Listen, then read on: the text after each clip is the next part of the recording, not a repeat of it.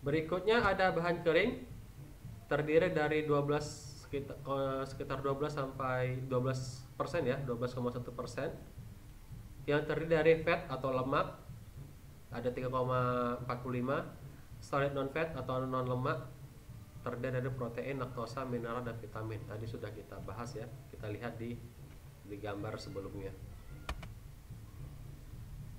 Baik, kita bahas mengenai protein susu. Susu mengandung 4 macam protein. Yang pertama namanya kasein. 80% total protein susu terdiri dari kasein. Kasein dapat dipisahkan oleh asam atau enzim renin. Kemampuan renin untuk mengumpulkan kasein ini digunakan sebagai dasar pada pembuatan keju. Jadi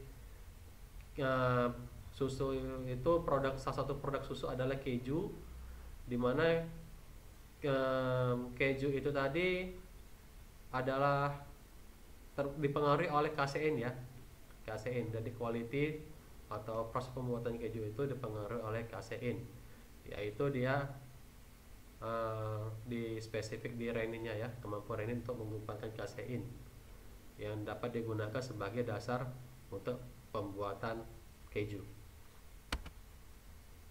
Kemudian apa lactobamin?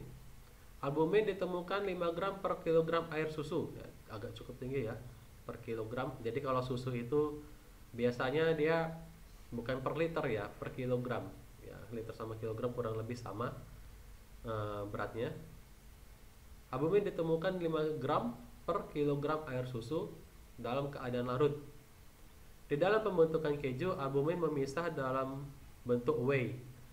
Beberapa hari setelah induk sapi melahirkan, kandungan albumin sangat tinggi pada air susu dan normal setelah 7 hari. Jadi albumin itu sendiri cukup tinggi ya pada air susu, terutama pada saat setelah melahirkan. Jadi kalau susu ya, kalau sapi baru melahirkan, susunya itu masih kental, albuminnya cukup tinggi ya. Susunya warnanya krim, coklat, kecoklatan, keemasan. Nah, itu namanya adalah colostrum. Colostrum ini cukup penting bagi anak pedet ya, anak sapi atau pedet yang baru dilahirkan. Beta lactoglobin. Kemudian ada beta lactoglobin. Kedua protein tersebut hanya terdapat dalam jumlah yang sedikit dalam susu, namun sangat penting nilai nutrisinya karena berfungsi melengkapi kasein. Jadi ini cukup, ini tidak terlalu banyak, tapi masih penting juga ya keberadaan beta lactoglobin ini untuk melengkapi dari fungsi kasein. Lalu berikutnya ada imunoglobin. Imunoglobin kira-kira terdapat sebanyak 0,1% dalam susu yang normal. Sebenarnya cukup tinggi ya, 0,1% itu ya dalam susu yang normal. Konsentrasinya meningkat sangat tinggi selama periode pembentukan kolostrum. Jadi konsentrasi ini meningkat pada saat susu tersebut masih dalam bentuk atau periode kolostrum. Jadi kalau masih dalam bentuk kolostrum, dia imunoglobulin ini akan meningkat cukup tinggi. Protein ini berfungsi sebagai pembawa antibodi yang berfungsi memberi ketahanan pedet yang baru lahir dari gangguan mikroorganisme yang bersifat patogenik. Jadi fungsi dari imunoglobulin ini salah satunya adalah sebagai antibodi ya, antibodi yang nantinya akan berfungsi untuk supaya si pedet itu tahan ya, kebal terhadap mikroorganisme yang mengganggu. Jadi ini semua berada meningkat di kolostrum. Jadi kolostrum itu dia kalau pedet baru lahir, dia nanti kalau kita perah, kita lihat susunya itu agak beda sedikit. Kalau biasanya agak keputihan, ini betul-betul kayak kuning emas gitu ya, karena lemaknya tinggi, proteinnya tinggi, kadang hemoglobinnya tinggi dan lain sebagainya.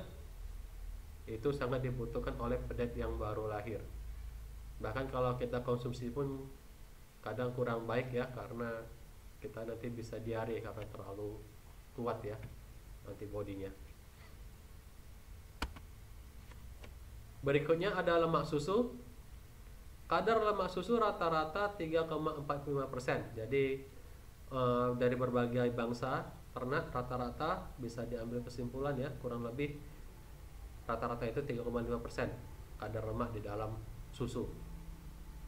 Kalau range-nya sekitar antara 2,4 sampai 5,5% kadar lemak di dalam susu. Kadar lemak sangat menentukan nilai gizi dari air susu. Jadi ini cukup menentukan ya. Semakin tinggi kadar lemaknya, semakin tinggi nilai gizinya.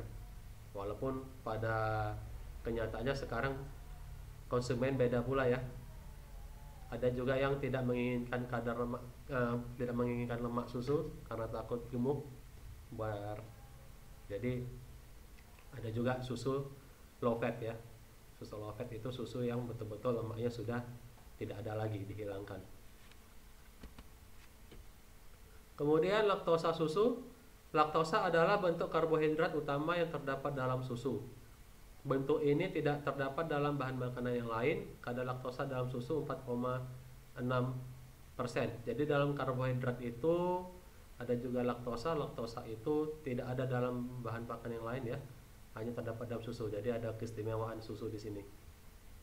Laktosa terbentuk dari glukosa dan galaktosa. Laktosa itulah yang membuat rasa susu menjadi sedikit manis.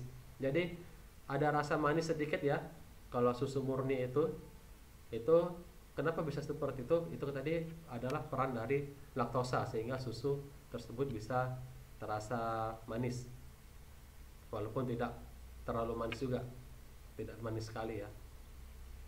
Laktosa tidak terdapat di alam kecuali sebagai produk dari kelenjar susu ya. Kita ini pernyataan yang terakhir ini semakin menegaskan lagi bahwasanya laktosa ini hanya terdapat pada susu, tidak terdapat pada bahan makanan yang lain. Berikutnya mineral susu. Dalam susu sapi mengandung beberapa mineral makro seperti kalsium untuk pembentukan tulang dan gigi, menjaga kesehatan sistem pencernaan, penetralisir asam pembersihkan zat-zat beracun, membantu aliran darah, natrium, kalium, klorida, magnesium, dan fosfor. Jadi ada lagi ya mineral-mineral di dalam susu ini ya, cukup banyak ya. Terutama fungsinya adalah untuk pembentukan tulang. Selain mineral makro, ada juga mineral mikro di dalam susu. Yang terdapat pada susu adalah iodium, zinc, zat besi, selenium, dan mangan. Ini juga beberapa mineral ya mikro yang berada di susu yang cukup penting bagi tubuh. Susu merupakan sumber kalsium dan fosfor, di mana keduanya merupakan mineral yang sangat penting untuk pertumbuhan tulang. Kebutuhan kalsium sulit hanya dicukupi dari makanan sehingga harus mengkonsumsi susu. Nah, jadi kalsium itu sangat sedikit ditemukan di bahan makanan yang lain, namun sangat banyak ditemukan di dalam susu, sehingga apabila pertumbuhan kita mau optimal, tidak terjadi stunting, maka kita harus banyak mengkonsumsi susu agar pertumbuhan tulang dapat optimum ya.